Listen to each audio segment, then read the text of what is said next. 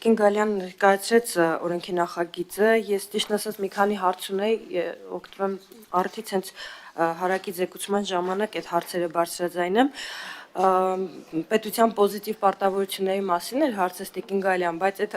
հարցերը դուք նշեցիք, որ ներառում են, ես բոլոր կետերով նայեցի, զուտ հարցը ինչի համար է առաջացել, տեսեք, անհայտ կորած անձանց հասկացության իրավական սահմանումից հետևում է, որ պարտադիր պայման է հանդիսանում զինված հակամարտության ժամանակ հետո նրա անհետանալը եւ նրա վրա տարածվել են եւ տարածվում են Ժնևյան կոնվենցիայի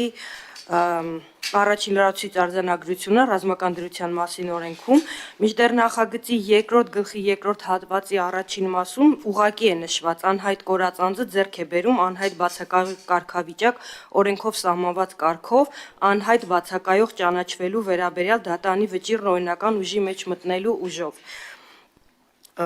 բայց այստեղ նույն հոդվածի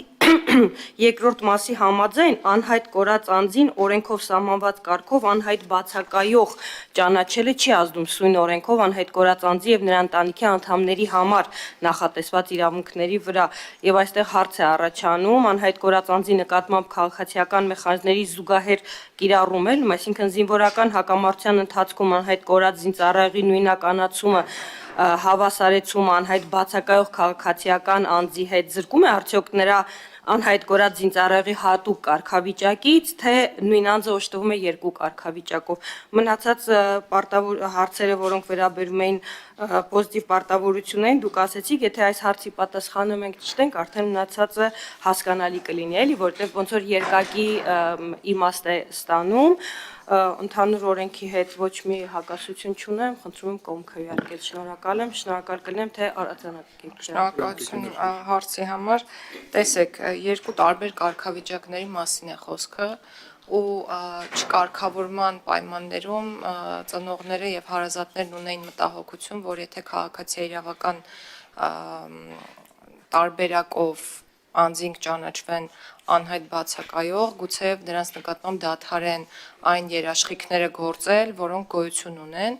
մենք դա բացառելու նպատակով ենք սա նախատեսել, այսինքն երկու կարգավիճակները ըստ էության շարունակելու են գոյություն ունենալ եւ քաղաքացիական դատավարության կարգով անհայտ բացակայող ճանաչելը չի նշանակելու, որ հետախուզումը օրինակ անձանց նկատմամբ դադարեցվելու է,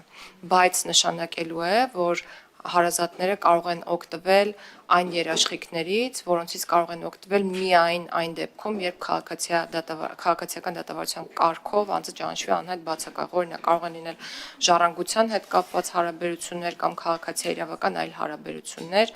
որոնց հետ կապված երաշխիքներից այս պահին չեն կարողանում անձինք օգտվել, ինչու, որովհետև վախենում են դիմել քաղաքացիական դատարան նմանատիպ դիմումով, այսինքն որպեսզի անձը ճանաչվի անհայտ բացակայող, այնպես որ հարցի պատասխանն այն է, որ երկու տարբեր կարգավիճակների մասին է խոսքը, քաղաքացիական դատավարական կարգով անհայտ բացակայող ճանաչվելը չի նշանակում, որ անձի նկատմամբ դադարելու են գործել այն բոլոր երաշխիքները, որոնք սահմանված են Ժնևի համապատասխան կոնվենցիայով։